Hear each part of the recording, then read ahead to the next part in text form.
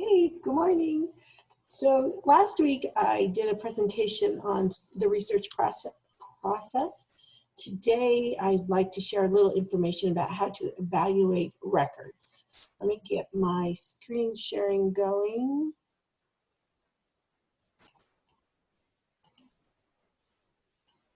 We'll start the slideshow.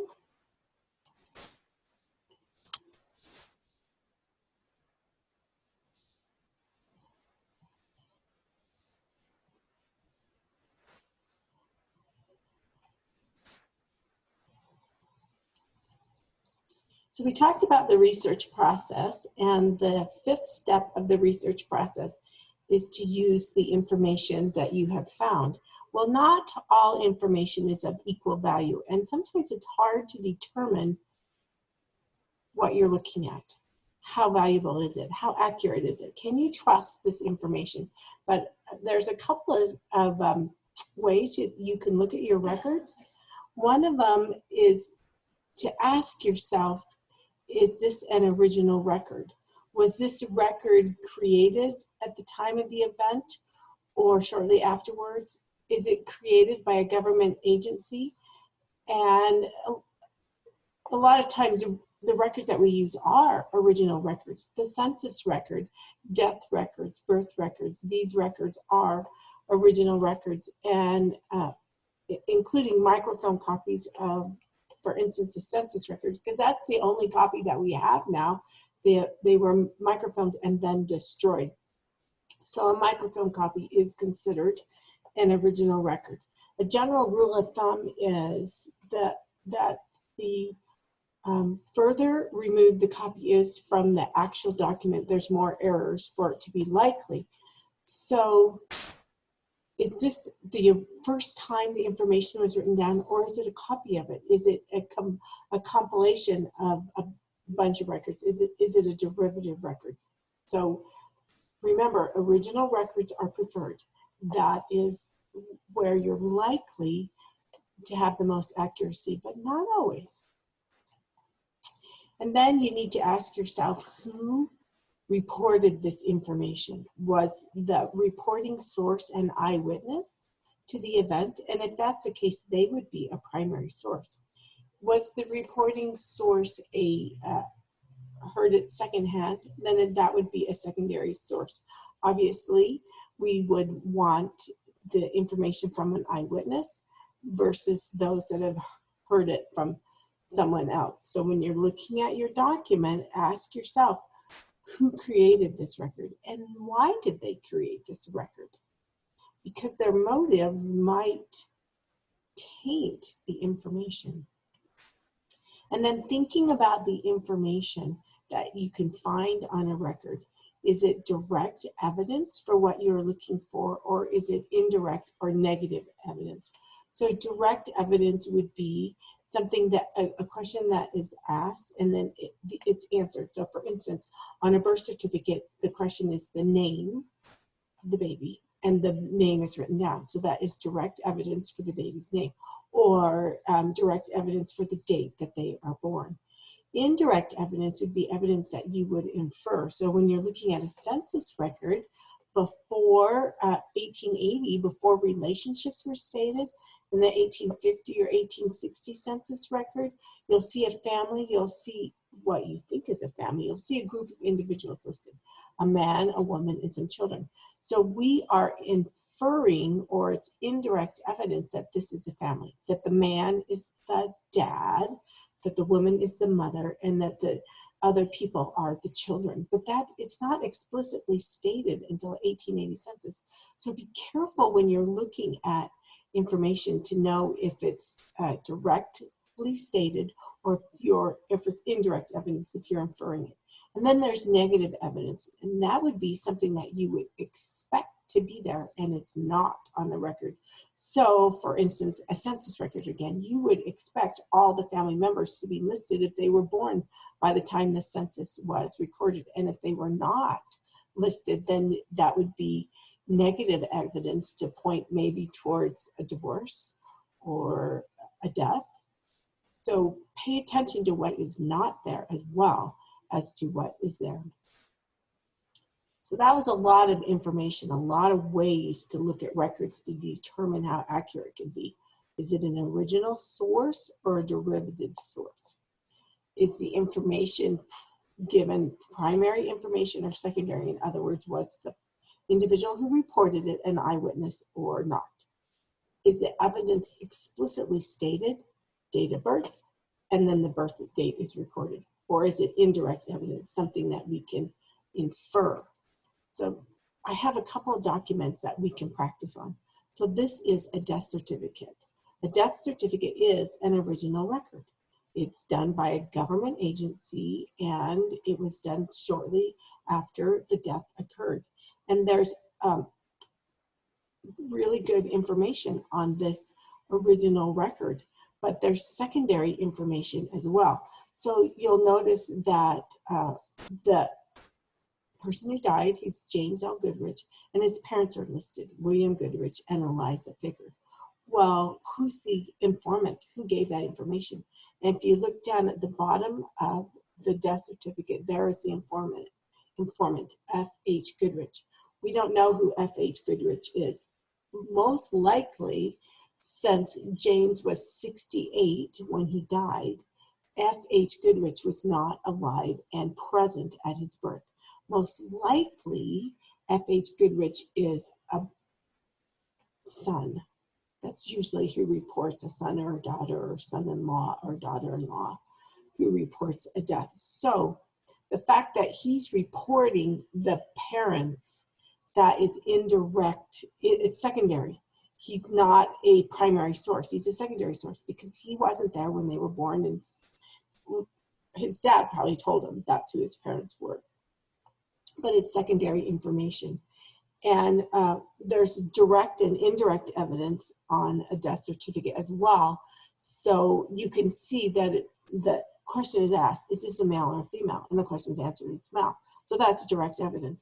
Well, for the informant, then questions asked, who's the informant? Well, it's F.H. Goodrich. But then we ask ourselves, well, who's F.H. Goodrich?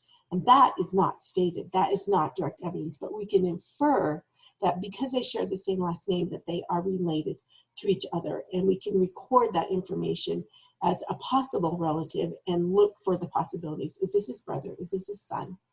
Who could it be? Is this his nephew? So births or death certificates have our original source, but they have compiled information on it. They have direct evidence. They have indirect evidence. And I want to say anything else about this? No. Let's move on. Look at the next source. This is a copy of a page from a family Bible. So is this an original source or a derivative source? Well, it's kind of both. So it's an original record because it's written in the family Bible. And that's the first time this information was written down in the Bible. But where did the information come from? And was it written close to the events? And there's no indication of who wrote this and where the information came from. So then you have to start using some clues. So if you look at this, and you'll see that the handwriting is all the same, and the ink and penmanship is all the same. So did somebody save that pen, the same person, and wrote down when Louisa Elizabeth Crook was born in 1823, using exactly the same penmanship and same pen for Samuel Henry Crook, born August 1844? Probably not. Probably what's happened is this Bible was acquired after these people were born, and they were all written down at the same time. So we don't know who wrote it. We don't know if it's primary or secondary information. Probably it's primary information. Probably it was written by the mother, but we don't know for sure. And what about direct or indirect or negative evidence? So you can see that when it says was born and the date, that is direct evidence for the birth. However, when we look at this, we think, this looks like a family. This looks like a child was born every 2 years approximately. So we think these are siblings. It does not state that. They all have the same last name. Another good evidence that this is who they are, that it's a family, but still it's indirect evidence. It doesn't state that they're siblings. It doesn't state that they were born to and who the parents are, so that we would know that they were siblings. So indirect evidence that they are siblings. So pay attention to that. And then there could be negative evidence here. It could be in your family group sheet, you're thinking that there is another child that is not listed here. And if that's the case, you might want to say to yourself, I wonder what that means. Maybe this extra child I have doesn't really belong to this family and it's been added accidentally. I don't know. Time to look for more records. Here is another record. This is a page from a manuscript entitled Compiled Lineage of John Lawrence Peterson. So is this an original record or derivative source? Well, it's a derivative because it's compiled. So it's not, the information in here, it's not in its original form. It's taken from somewhere and compiled and put into this manuscript. So there's opportunity, more opportunity for error because it's been rewritten. And then is it primary or secondary information? Well, who wrote it? We don't know that. We don't know if it's primary or secondary information. And what about direct or indirect or negative evidence? Well, there's some direct evidence in here. There's some information that explicitly states what it is. So for instance, Ed and Bessie eventually had 9 children and the children are listed with their birth dates. But it's indirect evidence that when you look at this picture, you say to yourself, well, that's the family. There's Ed, there's Bessie, and here's their 9 children. This would be Verna because she's the youngest. You can tell she's the youngest in the group. That's indirect evidence because it doesn't say standing on the left is John followed by Alma. So we're making the inference as to who these people are. Here's another one. This is the Illinois State Archives, Illinois Statewide Marriage Index. So because it's called an index, we know it's not an original record, it's compiled. Every index is a compiled or derivative record. It looks like this information came from Illinois State Marriage Index. So is that a good primary source or is it a secondary source? Well, the index is secondhand information. So we don't know for sure. We would have to go back to the original record, which would be the primary source to see. How about direct or indirect or negative evidence? It's direct evidence that these are the grooms. Harrison Higgins married Rilla Crook, direct evidence that she is the bride because it says that, and the date they got married, their license number, and the county they got married in. So lots of direct evidence in this index.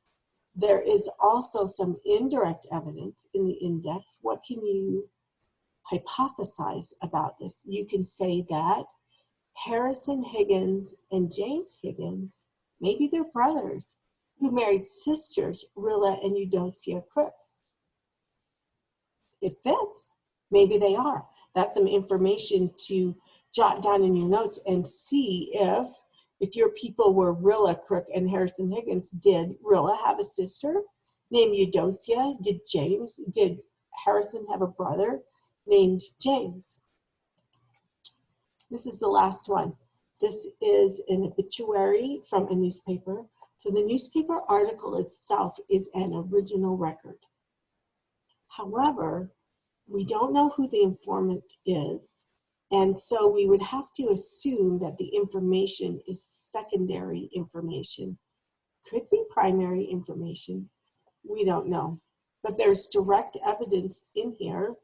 So let's see what it says. Evelyn, beloved wife of the late George Moore. So Evelyn, direct evidence, she married George Moore. It says that. Loving sister of, and lists these people. So her sisters are Mrs. Isabel Rice, Miss Nellie Lane, Mrs. Zarina Murill, Mrs. Maddie Reynolds, and then Chris Keeley and Gerald Keeley. So her brothers are Chris and Gerald Keeley. indirect evidence that her maiden name is Keeley because that's the last name of her brothers. You can go on and read that where a requiem high mass will be celebrated for her. So indirect evidence that perhaps she was a faithful Catholic woman because there was a requiem high mass performed for her. So it's important to go through your documents and determine whether they're primary or secondary or derivative sources. Whether it's an original or a derivative source, whether the reporting person, the report is primary or secondary, were they an eyewitness or not? Is this evidence explicitly stating what it says it is? Or are you inferring that information? Because if you're inferring it, you need to pay attention and know that it's an inference and look for other verification of it. And what's missing? What should be there that isn't there? That will give you a clue as well. So as you evaluate your records, I hope this helps you feel more comfortable with recognizing what holds more clout, some evidence more than others. And thanks for watching.